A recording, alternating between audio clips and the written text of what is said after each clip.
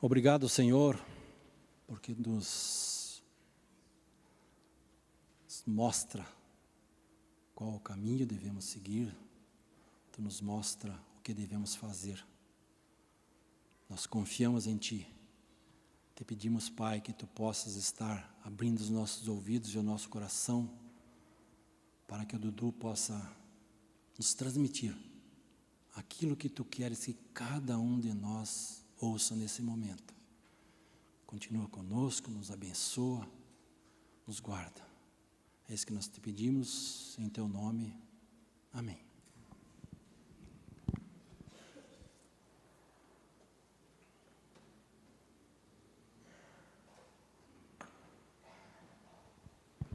Bom dia, bom dia. Quero falar hoje sobre paz. Paz, um tema que não é de hoje. A humanidade sempre buscou, sempre correu atrás de paz. Seja ela interna, de modo individual, seja ela de forma coletiva, seja ela mundial. Sempre corremos atrás, sempre buscamos. Eu gosto de atribuir a paz como sendo uma palavra selvagem. Embora não combine, né, a palavra paz com ser selvagem, mas eu digo no sentido de que nós não conseguimos dominar. A gente não consegue domesticar. A gente não tem domínio sobre o que é paz. Até intelectuais conseguem conceituá-la, escrever, mas quando a gente vai olhar na prática, a gente vê que ela é selvagem porque a gente não a domina. Quando a paz de uns depende da guerra de outros, ou quando a gente olha historicamente, dentro dos discursos que motivaram guerras, sempre tem a paz. Essa guerra é para buscar paz. A gente faz uma paz com arma na mão.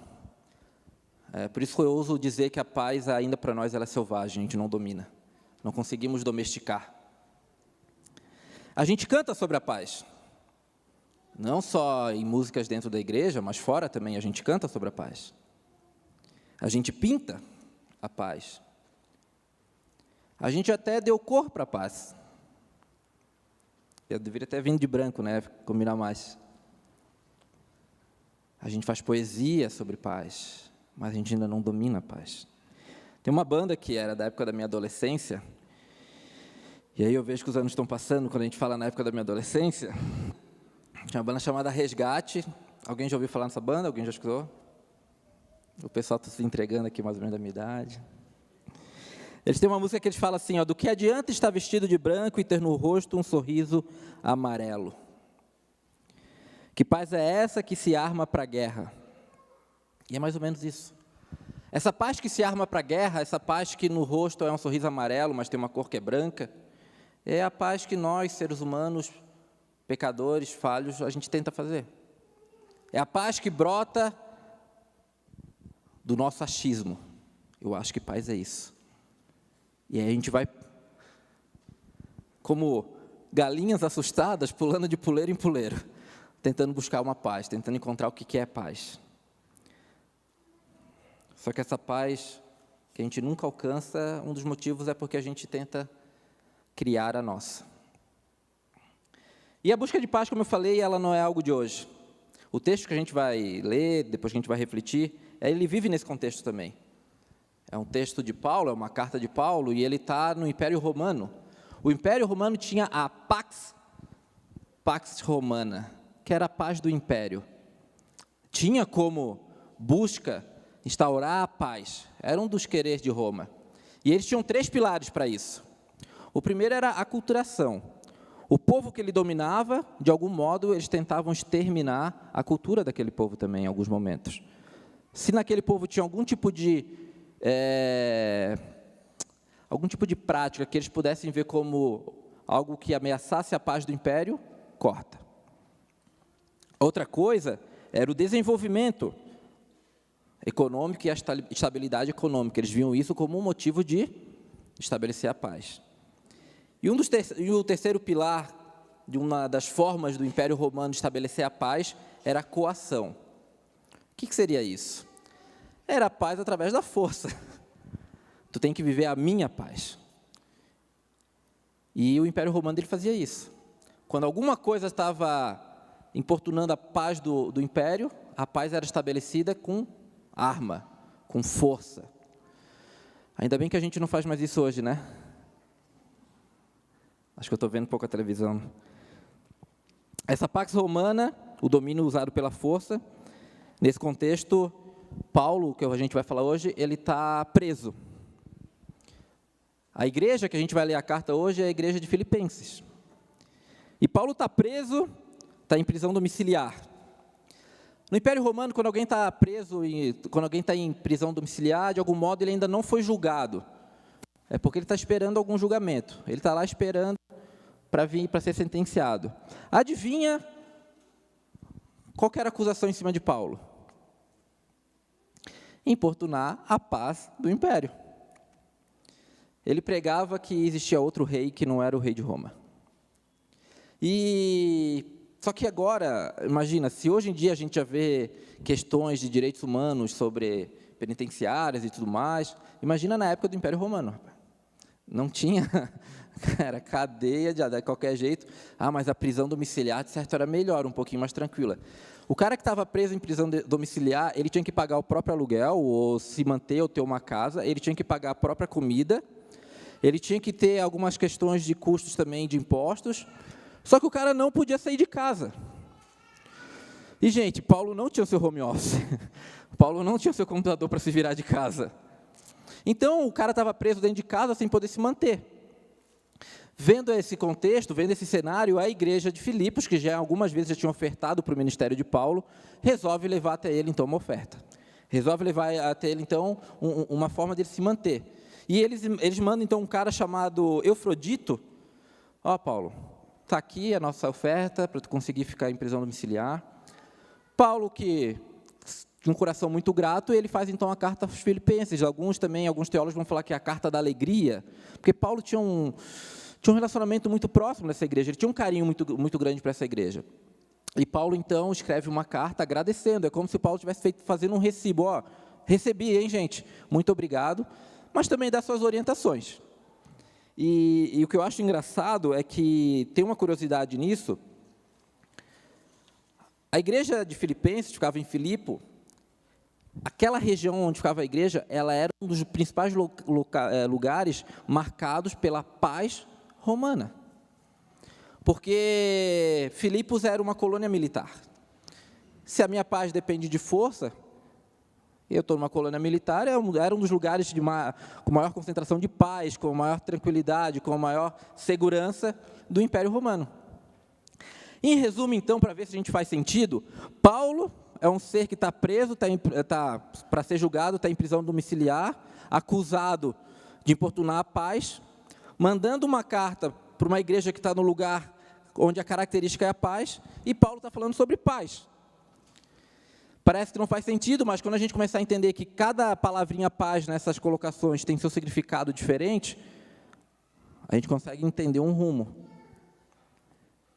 Paulo é acusado de estar importunando a paz criada pelos próprios homens, ao falar da paz verdadeira, para o império que tinha toda a certeza que eles tinham como estabelecer a paz. Aí vem um cara e fala assim, não, a paz verdadeira vem de um outro rei. Não vem, então vai para a cadeia. Essa é a questão. E o texto que eu passo a ler para vocês, então, se vocês quiserem acompanhar, vai ser projetado aqui também, está lá em Filipenses.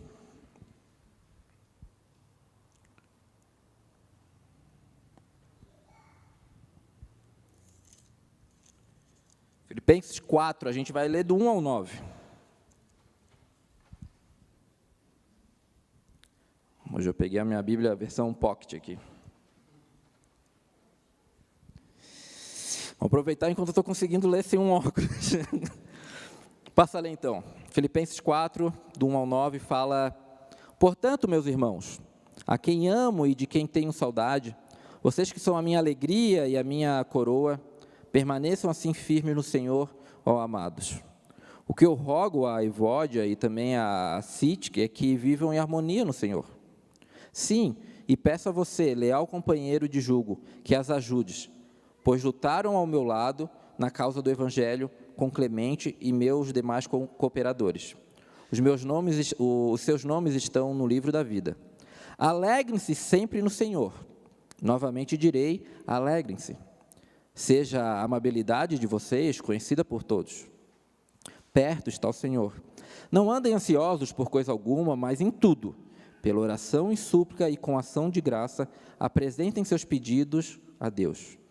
E a paz de Deus, que excede todo o entendimento, guardará o coração e a mente de vocês em Cristo Jesus. Finalmente, irmãos, tudo que for verdadeiro, tudo que for nobre, tudo que for correto, tudo que for puro, tudo que for amável, tudo que for de boa fama, se houver algo de excelente ou digno de louvor, pensem nessas coisas. Ponham em prática tudo o que vocês aprenderam, receberam, ouviram e viram em mim. E o Deus da paz estará com vocês. Filipenses tinha uns problemas também de relacionamento entre irmãos, embora eles vivessem nesse lugar de paz. E Paulo aqui coloca pelo menos 3 formas de a gente alcançar essa paz, de a gente ter contato com essa paz. Paulo vai falar sobre oração, súplica e ação de graças. É interessante a gente perceber que em alguns momentos Paulo ele dá ênfase na centralidade no Senhor. Alegrem-se no Senhor e no Senhor. O que Paulo de algum modo já está querendo falar que assim, essa paz, isso que eu venho falar para vocês, essa paz, essa alegria, não é um produto religioso, não é um produto gospel, não é um produto que tu compra, faz um curso, tem 7 passos para alcançar, é divino. Não é algo que eu pego, levo para casa e agora ok. O que Paulo está falando aqui é que essa paz, ela requer um relacionamento com Deus. É algo muito mais profundo, é algo muito mais que tem a ver com a caminhada do que aonde vamos chegar. E ele veio falar então nesses 3 pontos que eu falei antes: oração, súplica e ação de graças. Vamos falar um pouco sobre oração.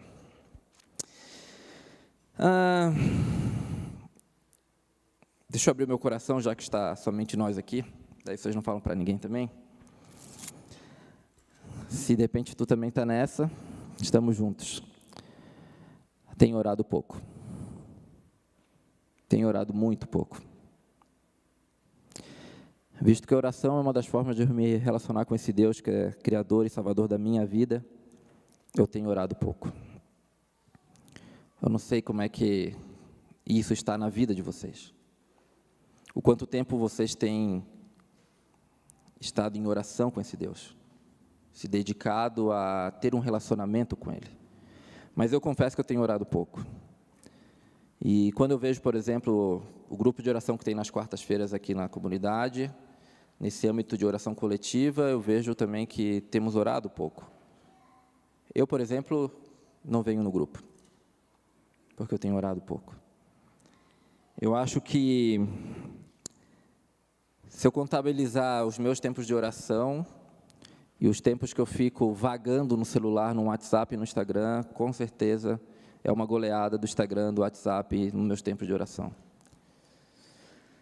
Mas será que se eu somar o tempo de nós todos de oração e somar o tempo de nós todos de tela, de WhatsApp, de Instagram, seja o que for, será que a gente também não está perdendo?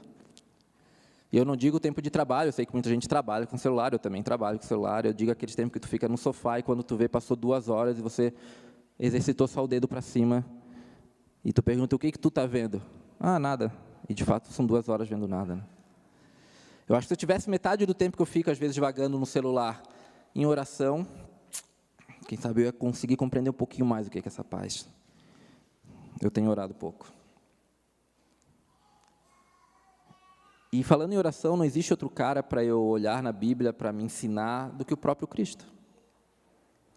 Eventualmente, nos evangelhos, tu vai ver que ele saía, tinha os tempos dele com Deus para orar.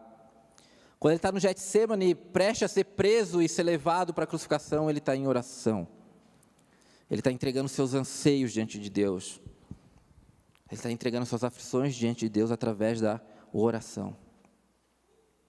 O próprio Filho de Deus, o Cristo Salvador, ele faz uso da oração. Ele poderia falar, eu sou Deus, eu já sou o próprio Deus, não vou orar. Não, ele é o exemplo em que você, que a gente pode seguir. Da oração. Jesus nos ensina a orar. Por vezes aqui no culto, no nosso momento de intercessão, a gente faz o Pai Nosso. Em um momento de dúvida dos discípulos, eles falam, tá, e aí, mas como que a gente ora? Ele fala, então está aqui, esse aqui é o modelo. Então a gente tem um exemplo, a gente tem um modelo. Quem sabe falta em nós agora a oração. O tempo de oração. Jesus nos mostra que essa oração pode ser num quarto secreto, sozinho, em silêncio. Jesus nos mostra que essa oração pode ser coletiva, numa mesa, antes de uma refeição. Temos que orar mais. Temos que clamar a esse Deus por misericórdia, para que no nosso coração Ele coloque a vontade de orarmos mais. Paulo vai falar sobre outra questão também, nessa busca dessa paz. São as súplicas. Tá, Dudu, mas oração e súplica já não é a mesma coisa? Quando a gente vai olhar no dicionário, e quando a gente vai olhar também em comentários bíblicos e tudo mais, a súplica tem algumas características mais marcantes. Uma súplica é um pedido humilde. Súplica é um pedido que tu faz sabendo que somente aquela pessoa ou aquele ser pode te dar aquilo que tu precisa, que tu não tem condição nenhuma de chegar. Muitas teologias têm esquecido das súplicas. Muitas igrejas, muitas pessoas têm esquecido das súplicas. Elas até oram bastante, só que sem súplica, porque não tem um coração humilde e quebrantado diante desse Deus. É aquela oração onde Deus tem que me dar. É horário marcado para receber bênção. Deus pode dar? Claro que pode, Ele é Deus. Mas por muitas vezes eu vejo pessoas, igrejas, fazendo de Deus um Deus à la carte. Sabe? Restaurante, cafeteria. Tu me vê 2 pingados e um pão de queijo. Não, mas e o cardápio todo? Não, eu quero só o que me agrada. Ah, e se o pão de queijo vir bem queimadinho, eu já vou reclamar. Se o café não vir na temperatura que eu quero, e se tu ousar colocar um açúcar nesse café, aí o papo vai ficar bem sério. Porque é um Deus à la carte. É do jeito que eu quero. Se tudo vai bem, amém. Caso contrário, Deus esqueceu de mim. Não, se o que eu quero eu não estou recebendo, alguma coisa tem errado com esse Deus, o que eu tenho que fazer? Só um coração quebrantado e humilde, ele vai entender e consegue ver que Deus é sempre Deus. Só um coração com súplicas vai entender que Deus continua sendo bom quando tudo vai bem, quando nada vai bem.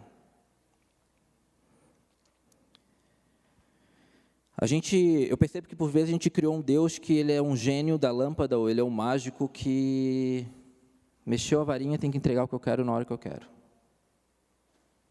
E ai se me contrariar. E ai se me contrariar. É difícil, mas a gente tem que entender que Deus é Deus sobre todas as coisas. Quando eu estou com lágrimas nos olhos, quando eu estou com um sorriso no rosto. Quando tudo vai muito bem, ou quando meu coração está quebrado por dores. Deus continua sendo Deus. E a gente só vai conseguir entender cada vez mais isso com o coração, com súplicas. Quando eu chego diante dele, com essa humildade de saber, cara, que se não for por ele, não tem outro caminho. Falta temor. Temor não é medo. Medo é uma coisa. Medo eu tenho quando esqueci de lavar a louça e a Nayana chega em casa, aí é medo. Aí eu falei, ih, rapaz, deu o horário. Temor é quando tu olha para alguma coisa e fala, sem isso eu não vivo. Sem isso aqui não tem condição. Um peixe tem temor pela água. Ele não tem medo da água, mas ele teme, porque fora da água ele morre. Nós temos que ter temor pelo oxigênio, sem ele a gente não respira.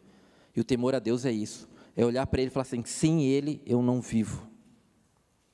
Só que só um coração com súplicas vai entender isso.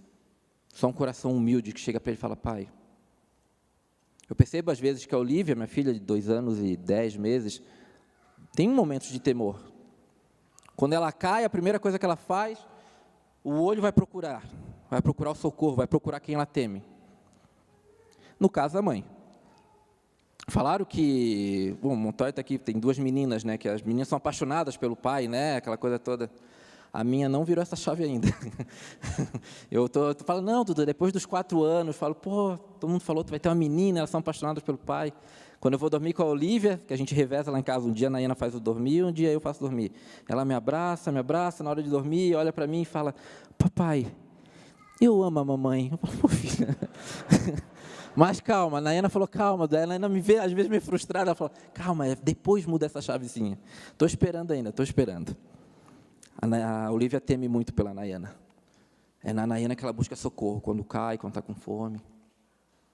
Agora ela tem entendido que o pai é que cozinha em casa também. Mas ela só vem com um prato, pegou a comida e vira as costas para mim, mas tudo bem.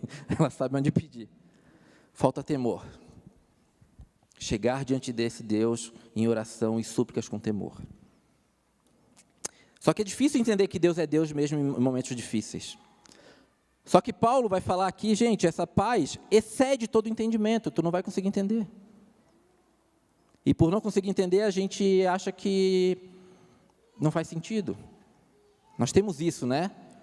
A gente acha que Deus é aquilo que a gente entende que Deus é. Gente, Deus é algo que é muito maior do que aquilo que tu consegue entender que é Deus. Deus não se limita à tua forma de conseguir explicar quem é Deus. E a paz de Deus também, ela excede o teu entendimento. Nós nunca vamos conseguir entender a plenitude dessa paz aqui. Nós vamos entender essa plenitude de paz lá, com Ele, quando tudo for pleno. Uma vez eu estava vendo um texto de um cara que ele falou assim, eu pedi força a Deus, e Ele me deu desafios. Eu pedi sabedoria, e Ele me deu problemas.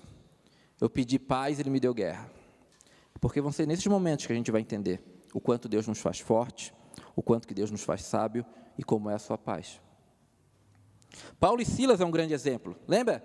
Os 2 presos na cadeia. Aí aqui eles estão na cadeia mesmo, na cela, não tinha nada de prisão domiciliar. E rapaziada, vou falar para vocês, não era com roupinha bonitinha, bandejinha com comida, não tinha nada disso. Imagina como que era uma cela durante o Império Romano. O que eles fazem, Paulo e Silas, o que eles fazem na cadeia?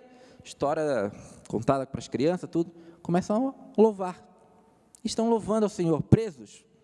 Pela nossa lógica humana, é nessa hora que tu fala assim, Deus, tu esqueceu de mim? Cara, aqui eu estou andando para um lado para o outro, falando do teu nome, eu estou preso. É nessa hora que a paz que excede todo entendimento nos dá lapsos, nos mostra sinais dela. Eles louvam a Deus. Eu li agora, em janeiro, agora nas férias recentes, um livro chamado Refúgio Secreto. Alguém já leu esse livro?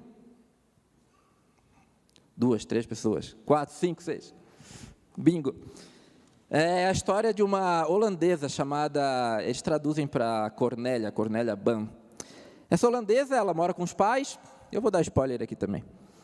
Ela mora com os pais, eles têm uma loja de relógio, e durante a Segunda Guerra Mundial, eles tinham muitos fornecedores judeus, eles começam a perceber que não tem mais contato com esses fornecedores judeus. Não chega as peças que eles querem, eles vão descobrindo que esses judeus estão sumindo. Aí eles começam a perceber o plano do governo alemão na época nazista de prender os judeus. O que eles fazem diante disso lá na Holanda? Eles começam a esconder, literalmente, judeus na sua casa. O nome do livro é Refúgio Secreto, porque dentro da casa eles fazem uma parede falsa para esconder judeus lá dentro. E Cornélia chega, em determinada altura, eles tinham todo um sistema de segurança para ninguém descobrir, mas eles são descobertos e são presos e vão para um campo de concentração. O pai dela vem a falecer no campo, a irmã dela também, ela é a única sobrevivente, mas em determinado momento ela está presa no campo de concentração feminino junto com a irmã. Cara, e o que essas mulheres fazem num campo de concentração? Não sei, Dudu, eu acho que eu ia desesperar e falar, Deus, que legal, né? Dedico a minha vida, mudo para Curitiba, lá é bem mais frio que Florianópolis, estudo teologia, quero te servir, estou aqui preso. Elas louvam a Deus no campo. Elas começam a fazer cultos escondidos. Elas começam a fazer grupos de oração escondidos dentro de um campo de concentração. E pessoas começam a entregar a vida a Cristo dentro de um campo de concentração. Por vezes eu esqueço que elas estão no campo, eu esquecia que elas estavam no campo de concentração conforme eu ia lendo. Eu falava, cara, que paz. Nossa, como eu queria estar ali com elas. Eu lembro, não, é no campo, calma, volta. E tem um momento que a Cornélia olha para a irmã e fala, vamos fazer alguma coisa agora? Ela falou, sim, vamos dar graça. Ela dá graça? É. E elas dão graça porque Deus é presente naquele momento. Elas dão graça porque tem momentos de dor, tem momentos de choro, de angústia, mas elas dão graça pela paz que Deus dá a elas ali naquele momento. Ela fala que o local era infestado de pulgas, e aí a irmã dela fala, Senhor, te damos graças pelas pulgas. Daí a Cornélia fala, pô, mano, pelas pulgas? Ela, em tudo dá graças. Tem uma hora que acontece uma coisa, agora bem spoiler também, tem uma hora que acontece uma coisa dentro do alojamento delas, e era um comportamento que elas iriam apanhar muito por aquilo, que era uma desordem. As pessoas que eram responsáveis para entrar lá na cela e bater nelas, não entram. E depois elas vão descobrir, a pessoa não quis entrar porque ela estava infestada de pulgas. E a irmã dela fala, em tudo dá graças. Dá para entender uma paz numa situação dessa? Não dá. Mas essa paz vem porque ela excede todo o entendimento, porque ela não é fruto de um esforço meu e teu, é de Deus. Só que a gente tem dificuldade com aquilo que a gente não entende, como eu falei. Tem uma fase na vida, a Olivia falaram que daqui a pouco começa também, que é a fase dos porquê, né? Por que isso? Por que aquilo? Eu estou convencido que a fase do porquê começa na infância e nunca termina. O que muda é que a gente consegue elaborar melhor os nossos porquê depois de adulto. A gente faz umas belas introduções, mas se a gente for olhar no fundo, tem um porquê. Por que é assim? Por que isso acontece? Por que comigo? Eu me formei ali na FATEV em 2018. 2018, acho. E eu lembro numa aula com o Mário, que está no fundo, e a turma ligou o modo porquê para o Mário. Tá, Mário, mas por que é assim? Por que Deus faz isso? Por que Deus fez aquilo? Por que Deus não sei o quê? Por quê? Quem conhece o Mário sabe, aquela calma, o Mário olhando a gente sentava em Ur, na turma, tinha umas 20 pessoas, era uma metralhadora de porquê. O Mário sai, vem para o meio da sala, como um bom estudioso de Lutero que é, Mário reproduz a cena de Lutero, ele fica de joelho no chão, deita com a barriga no chão e botou a testa no chão. Naquele momento, todos os porquês silenciaram. Ficou todo mundo olhando. Eu pensei, será que está passando mal? O que está acontecendo com ele? E com a testa no chão, o Mário falou com uma voz tranquila. Eu aprendi nessa caminhada que diante do mistério, diante dos porquês que é Deus, agradeça por poder adorar o mistério que é Deus. Naquele momento, pensa no choro que estava naquela turma. Eu falei para o Mário depois, cara, faz apelo que eu vou para frente. Que olha, é isso. Eu tenho que entender que Deus não é um ser que eu vou dominar para poder compreender. Deus é Deus. Deus é Deus. E essa paz de Deus, ela não é refém de circunstâncias. A paz é dele. Ela não é refém de se está tudo certo ou se está tudo bom. É justamente nos momentos difíceis de dor que a gente vai entender essa paz. Ou que a gente vai conseguir ter experimentos dessa paz. Porque ela é dele. Não é uma paz instaurada por um governo, por um império, por um líder.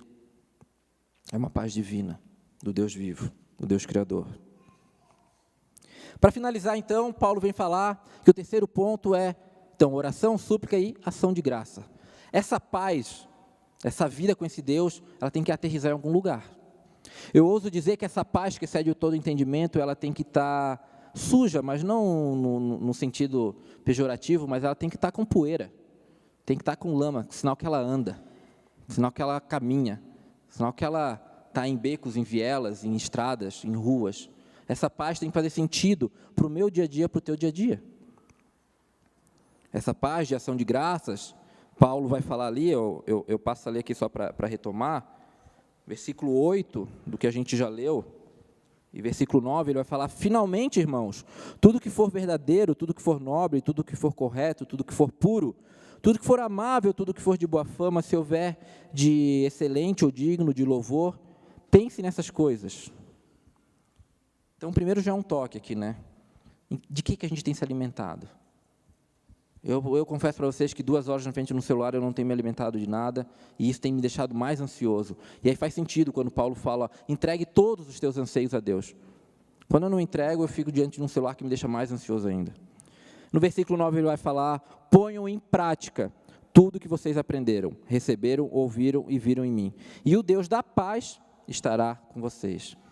Tem uma prática aqui. Paulo fala que tem uma prática, tem uma vivência, tem uma comunidade, que começa lá no silêncio do teu quarto, mas se expande para a vida com a tua família, para a nossa vida em comunidade, na nossa igreja, no teu trabalho, na tua faculdade. Essa paz, ela precisa de uma praxe. Ela necessita de uma praxe. Ela tem que aterrissar naquilo que é verdadeiro, naquilo que é palpável. Isso praticai. Então, de algum modo, a gente entende que essa paz vem de Deus, inunda, transforma o meu ser, e eu passo a praticar essa paz, para que outra pessoa possa também entender, ou sentir, ou viver essa paz, para que aí o nome de Deus seja exaltado. Aí a gente consegue entender por que ele fala aqui, porque dele, por ele, para ele são todas as coisas. O que vem dele, volta para ele. Só que, gente, então temos a receita da paz. Não porque ela não vai conseguir brotar no teu coração por esforço próprio.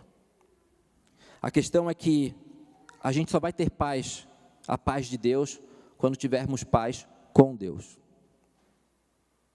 Não existe paz de Deus sem paz com Deus. Em Romanos 5,10, o próprio Paulo vai falar, se quando éramos inimigos de Deus, sim, tem essa realidade. O pecado nos torna inimigo de Deus. O pecado nos faz viver em guerra com esse Deus. O pecado nos tira a paz. Se quando éramos inimigos de Deus, fomos reconciliados com Ele mediante a morte de seu Filho, quanto mais agora, tendo sido reconciliados, seremos salvos por sua vida. Não existe outra forma, outra maneira, outro caminho de alcançarmos a paz com Deus, senão por meio de Jesus Cristo. E é bom a gente entender que Jesus Cristo não é um portal ou uma ponte no qual eu passo por ele e passo a ter acesso a outra realidade, não. É estar nele. Jesus Cristo não me leva para uma paz onde ele é só um portal. A paz é estar, é permanecer nele. Não existe paz de Deus sem a paz com Deus. E essa paz com Deus só vem em Jesus Cristo. E a pergunta que eu tenho é, como anda a tua vida com Cristo? Já existiu vida com Cristo? Existe. Se o teu coração tem andado ansioso, eu sei que a ansiedade, por vezes, ela é usada esse nome também para caracterizar uma doença, eu convivo com isso, sei bem o que é. Mas se o teu coração anda inquieto, tu não vai encontrar outra paz se não for em Cristo Jesus. Tu não vai encontrar essa paz que excede todo entendimento, que a gente acabou de ver alguns exemplos aqui, se não for em Cristo Jesus. E isso somente diante de um coração quebrantado, de um coração que fala, Senhor, eu preciso de Ti. Senhor, eu não consigo, não é através do meu esforço, não é através da minha vontade, mas é em Ti. Não existe outro caminho. Não existe outra centralidade, a não ser Cristo Jesus. E isso não é uma cartilha da igreja, isso não é um programa, isso é uma decisão pessoal. A decisão de andar com Cristo é tua, diante dele, daquilo que ele já fez por ti na cruz. É diante dele que tu fala, Pai, com o coração quebrantado em súplica eu falo, eu não consigo. Não dá. Eu preciso de Ti. Preciso de Ti porque eu também enxergo que essa vida não se limita ao que a gente está vivendo, aqui e agora. E que existe uma plenitude, que existe uma eternidade. E que eu só tenho ela estando contigo. Que a paz de Deus possa inundar o teu coração. Mas que para isso, se for necessário, Ele comece quebrantando o teu coração. E te mostrando que somente nele, por Ele e para Ele, teremos essa paz. Amém?